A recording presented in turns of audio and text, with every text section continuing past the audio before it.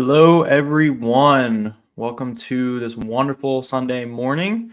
Glad that you could come on and join me. It's actually raining right now, and we had the hour forward, that spring hour forward. So that was always a fun adjustment. I came down this morning at 6, and my clock said 5, and I thought I woke up an hour early, and then I remembered that the clocks moved forward. So it's always a fun day with it being darker in the morning longer, but later at night, it's going to be nice when it's sunnier out later. We're getting to that time of year where the light's getting longer and longer. So that is great for our health and well-being. So welcome to the Wealthy Wellbeing Podcast. This is episode number 5.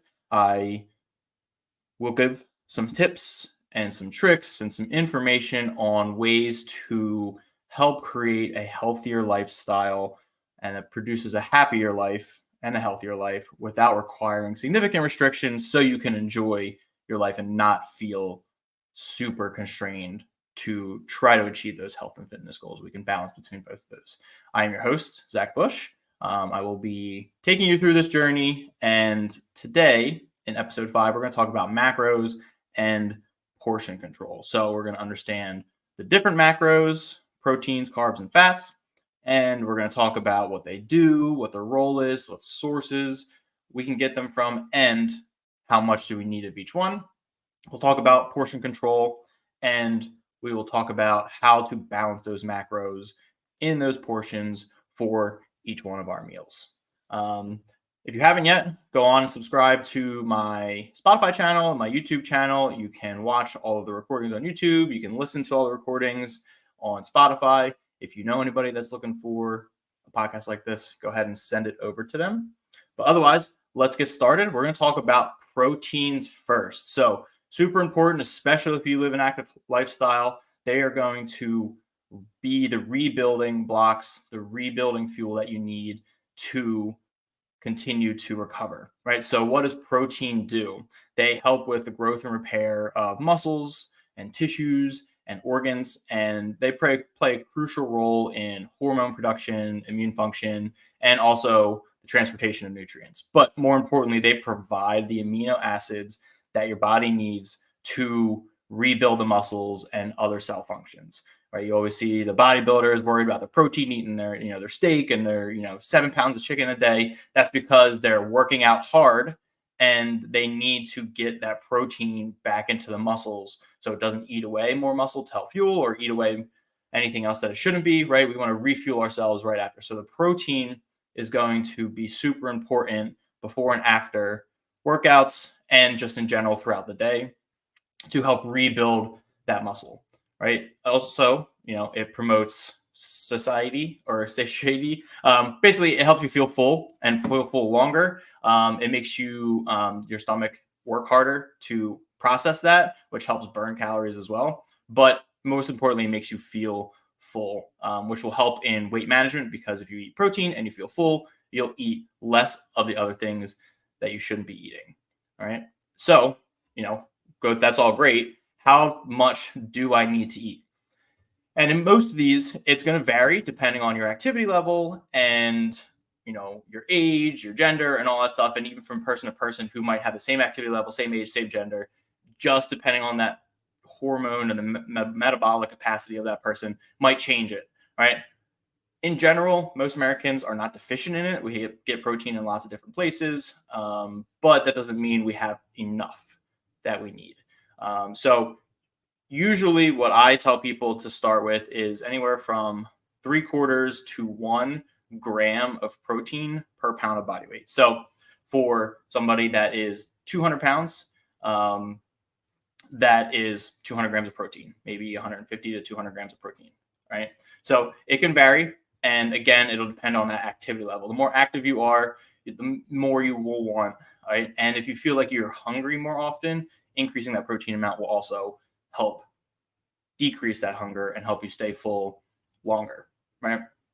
And in addition to, if you're working hard when it comes to training, right? If you're injured or sick, your body is on high production of trying to fix itself, trying to mend itself, trying to recover, right? So we want to increase that protein to help along with that process as well. So it's not just, hey, you're working hard, you're training, but also you're sick or you're injured, your body wants to recover, right? That protein will be a part of that. In addition, right, protein is 4 calories per gram. We'll talk about the other ones, the carbs and the fats later, but 4 calories per gram, just to give you an idea. So that will help when it comes to portion control and setting up your meals later. So where can we get protein? I think most of us have an idea, but if not, lots of lean meats are good. Chicken is one of the best because it's very, very low in fat, and I should specify chicken breasts. They're very low in fat. They have high protein. So you're not getting that ton of calorically dense fat as a part of it. Red meat is also good. Get anything, 80%, preferably 90% or higher, again, because it's just lower on the fat and just more concentrated protein and not a mixture of all the other macros. And then turkey is another great one. Just like chicken, it's got a lower fat content. It's got high protein content. So those lean ground meats and then the chicken breasts are typically your most common proteins that you're going to get. If you're vegetarian, tofu and tempeh are really good. They are, usually used in the substitutes, the plant-based substitutes, but they're high in protein. They don't have a ton of carbs. And again, they will make you feel full for longer, which is what we want. So moving on to the next one, we have carbs. Just like protein, 4 calories per gram. So they're both the same, but carbs are your fuel source. If you saw my live or listened to my podcast from Wednesday, a few days ago, we talked about fueling for performance, which concentrated on we want to have more protein and more carbs before and after our workouts to help fuel, to help recover. But then carbs will also help us fuel our muscles, and they help fuel our brain and our organs. So what proteins build, carbs will also fuel. Carbs are broken down typically into simple and complex carbs, where simple is kind of those sugary carbs and complex are the starchy carbs and fibers. So simple ones, while serve a purpose, right? And they're not necessarily like candy, right? They can be fruits and stuff like that. They have the sugars in them. They're easier to break down, but the complex carbs will break down slower, release slower, but still serve a purpose in providing that energy. One thing that is associated with carbs is that, they're super negative, right? Everybody thinks that carbs are going to get you fat. And that's not necessarily the case, right? 4 grams or 4 calories per gram. So the same as protein. The problem is with carbs is they don't, depending on which types you have, they don't make you feel as full. So if you do have a lot of fruit, right, they will digest a little bit quicker and maybe you don't feel as full as if you had a bunch of potatoes, right? So it's easy to overeat, especially when you start going into breads and pastas. They're very carb dense. So there's a lot of calories in a small amount of carbs, right? So it's easier to overeat those. And therefore, that's why people think that they make you fat, which isn't necessarily the case. When it comes to carbs, too, we talk about glycemic index, where, high glycemic index, it spikes your blood sugar, which can be from the fruits, but, typically it's from the candy and all that. And because it spikes it, it makes your body produce insulin and get rid of it.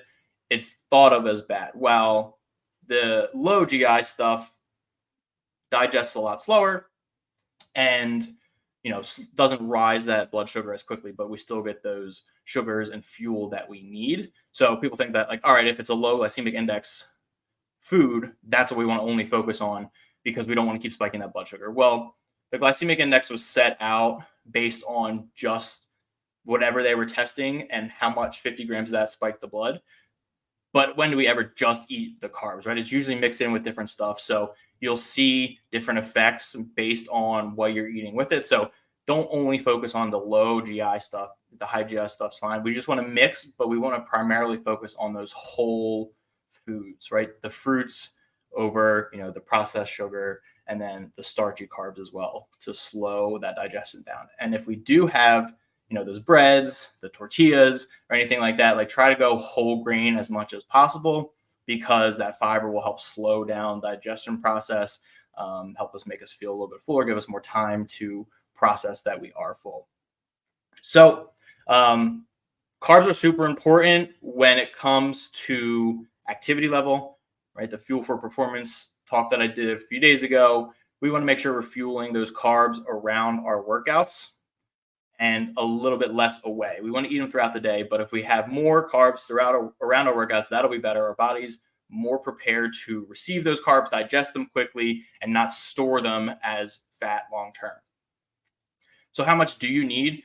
Just like protein, it depends on your activity level. Carbs more so than protein because they are fueling that activity, right? So a 25-year-old male who weightlifts 2 times a day is going to need a significantly different amount of carbs than a 60-year-old woman who does yoga 3 times a week, right? Not that one's better than the other, but the amount of fuel that you're going to need to do it consume is going to be significantly different, right? Men typically digest food a lot quicker, especially somebody who's active consistently and has a large muscle mass. If you have a larger muscle mass, you need more fuel to fuel all of the muscles. So it depends, again, on the activity level. It's something that you can play with, but mainly what we want to focus on are the complex carbs and getting a mixture of those sources. So we get some potatoes, we get some fruits, we can get some bread in there. Again, just make it whole grain. And, quinoa is also good with some of those oats as well. And again, 4 calories per gram. So same amount of calories per weight as protein. So we've gone through the first 2. Now we can go into fats. So fats deal with hormone production and balance. They work on cell membrane development. They also help form brain nervous system. They have fat soluble vitamins, and they're very energy dense. Where protein and carbs were 4 calories per gram, fats are 9 calories per gram. So very easy to have a small amount of fats, but have a lot of calories in them. And those fats are broken down into a few types. We have the saturated fats, we have unsaturated fats, and we have the trans fats. The saturated fats are solid at room temperature. So think, fat on the steak. And they're a natural saturation, unlike the trans fat, which are a processed fat, which are fats that we really want to avoid as much as possible. And then unsaturated fats are the ones that we want. They are liquid at room temperature.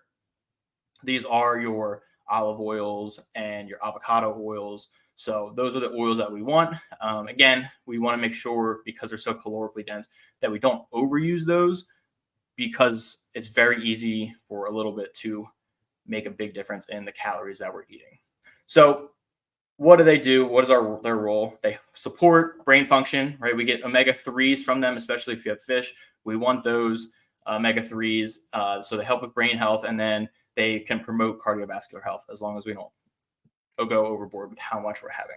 So where do we get our fats? We get them from avocados. We get them from nuts, fish, especially fatty fish like sardines and salmon, and then plant oils, like I mentioned, olive oil, coconut oil, avocado oil, and then we can get them from those nut butters. So fats are one of the reasons that it's super easy to gain a lot of weight, because everything is fried nowadays, especially if you eat out a lot. Like, everything is cooked in a lot of fat. So while you might have a chicken breast that might be grilled in fat, right? So we got a lot of protein. We're making good choices there. But if we're eating out, it could have been cooked in a lot of fat, right? And that fat will get into the chicken, and therefore we'll eat way more than we think we do. So very easy to find the fat. So making it very easy to overeat on that fat. So we talked about the main macros. Before we get into the portion control and how do we make our plate, we should talk about vegetables, because those are going to be a big part of it. So a study was done, and less than 10% of the country gets the 2 to 3 cups of veggies a day that they should be, right? Less than 10% for 2 to 3 cups. And 50 to 60% don't even get 1 serving of vegetables. So very significantly low numbers that would be helpful to get up if possible, right? So they're very easily skipped over. They don't typically have a lot of taste to them if you don't prepare them right. So not everybody enjoys to eat vegetables. What they do is they give you micronutrients. So you get lots of good vitamins, vitamin K, you get potassium, you get calcium from them. But in addition, they help fill you up. So you get the volume of food with very limited amount of calories. So again, trying to fill ourselves up, getting a nice breakdown of different foods without getting anything too calorically dense, which is typically what happens when we come to making our plate, making our portions controls. So let's lay that out. What does that look like? So 1 cup of carrots is 53 calories. The same 53 calories is in 1 Oreo cookie. Now, if you eat a cup of carrots, I would find it hard to believe that you weren't at least somewhat full. I mean, then you go to a cookie, especially an Oreo. When have you ever eaten just 1 Oreo, right? It's like 1 sleeve of Oreos. Then maybe you're starting to feel full. Maybe it's sick to your stomach. So it just goes to show you, right, the volume of vegetables that you can have compared to something else that's processed with high fat, high carbs. All right. So now we have our proteins, our carbs, our fats, our 3 macros. We have our veggies. How do we balance that out? How do we set our plates up for each one of our meals to get a good balance and to not overeat any one of them in general? So one option is the weigh and measure. Now, that's not typically something I would jump into right away with anybody, especially if you don't have foundational habits already built up. You're not already eating enough vegetables. You're not getting enough sleep. You're not getting enough water. You're not exercising enough. So if you don't have that foundation, weighing and measuring is just going to be way too overwhelming and probably not super helpful in general.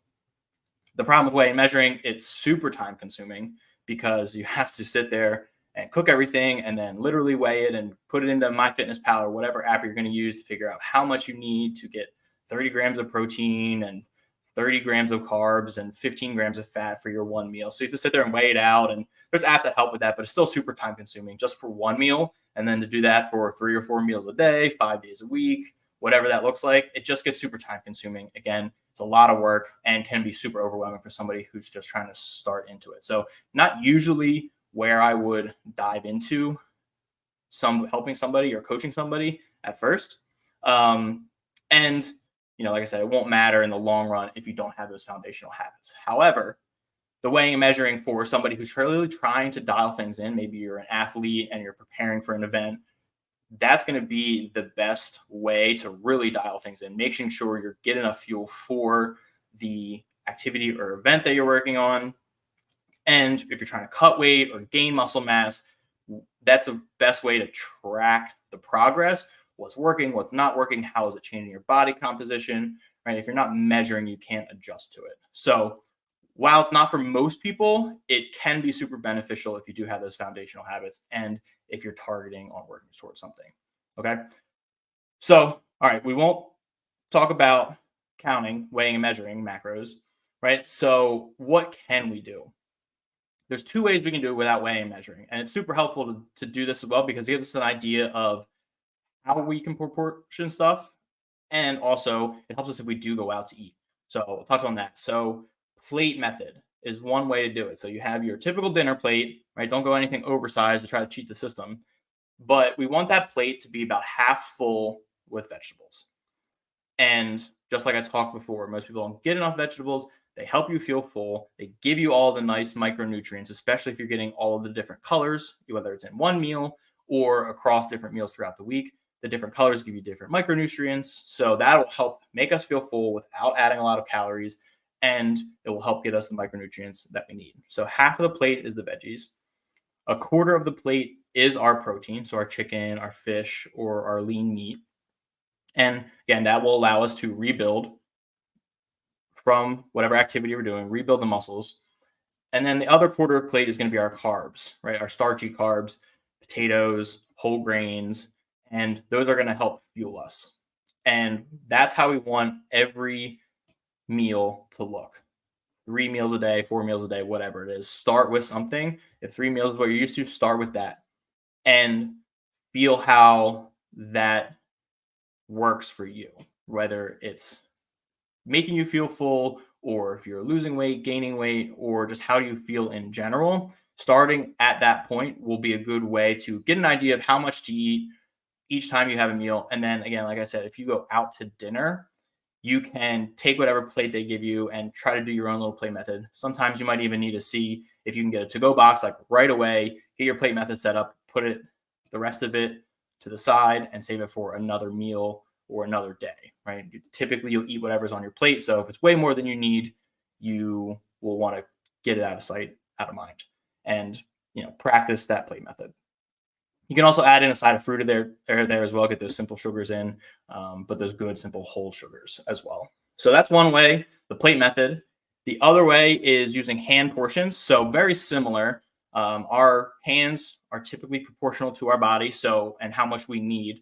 So you can go with those hand portions if you don't have a plate. For example, if you have a meal prep container that has the 3 or maybe 4 compartments, you can use those hand portions, hand guides, to put them into that meal prep container. So what are the hand portions? We have our palm size is just our protein, and that's about 20 to 30 grams of protein.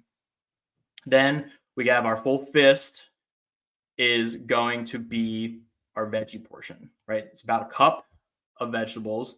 So you'll grab your palm, you'll put your protein in there, you grab your fist amount of veggies, you put it in the container or on your plate if that's how you want to do it as well.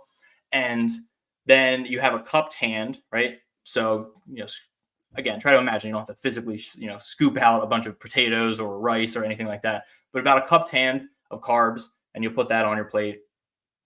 And then about a thumb's worth of fat, right? If you cooked the protein with fat, probably don't need it. But if you're having like an avocado or a bunch of nuts or anything like that, just a thumb's amount is all you're going to want. That's about 7 to 12 grams of fat.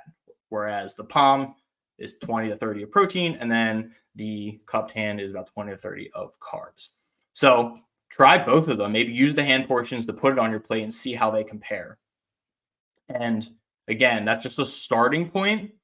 If you do 4 meals a day of the hand portions and go through the whole day doing that, 2 of each of those, so 2 palms, 2 fists, 2 cupped hands, and 2 thumbs of fat for men and 1 each for women for each meal, 4 meals a day will be about 3,000 calories for men, which is a decent amount, and then 1,500 calories for women.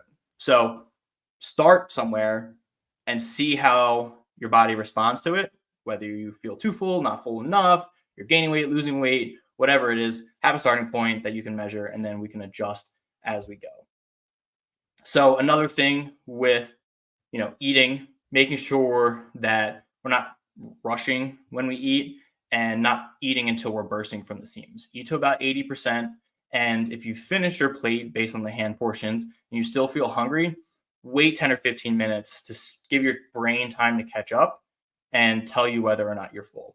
So that will help, because a lot of times we're jumping right to get the seconds, and then you sit down and you have a couple bites in and you're full, but you're like, I got this plate, let me just eat whatever's left, and then you end up overeating. So that's a good way to kind of ease into it and to kind of be more mindful when we eat so we don't overeat.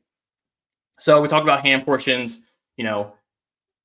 We'll talk about meal prep in another episode, but cooking in bulk, cooking the separate proteins, cooking the carbs separate, and cooking the veggies separate will help when it comes to putting our meals together, having that already ready to go, and then we just have to portion it out.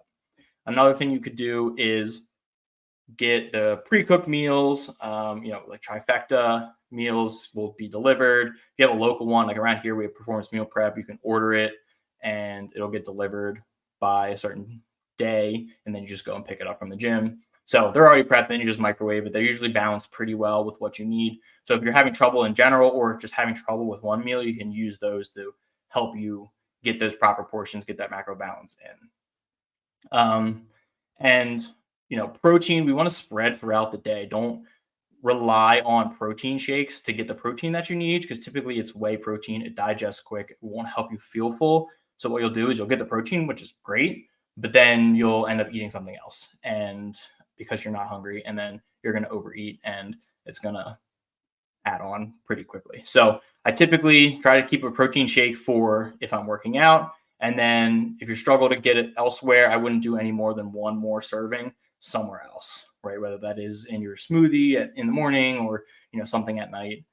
Just don't overdo the protein powder, the protein shakes, just to get that protein in. Also, in addition, the veggies, if you struggle to get that or can't do half the plate as at each meal, you could supplement with the powdered green supplements. They will at least help get the micronutrients that you need. Again, they won't fill that volume or make you feel as full as you should or want to avoid overeating, but it'll at least give you the micronutrients that you need. And then whenever it comes to meal prepping, meal planning, getting the right proportions, the right size down for our meals, planning ahead is going to be key. And again, I have probably a couple episodes of meal prep coming up to help with that. That's the most common thing is I don't know what to prep. I don't know how to prep. I don't like cooking, so I'm putting together something that will lay everything out for you and make it as easy as possible. You still have to do all the cooking, but there's some tips in there to help make it more efficient and make it easier, right? We want to avoid as much resistance as possible. So if we can make it easy, make it doable, then people are more likely to do it and more likely to see results. So key takeaways for today, we have the 3 macros: proteins, which build our muscles, help us recover. We have our carbs, which provide us energy. And then we have our fats, which help with hormone balance, building, nervous system, and they're very energy dense. So using those 3 macros, in addition to our veggies, we can build out our plate, build out our meals, hopefully plan them out even just a day ahead of time will be super helpful. Then you don't have to think about it. You just pop it in the microwave, heat it up. It's ready to go. So action item, I always want to make sure we leave with an action item. So try just one day or even one meal of that plate method and see how full you feel. See how you feel the rest of the day.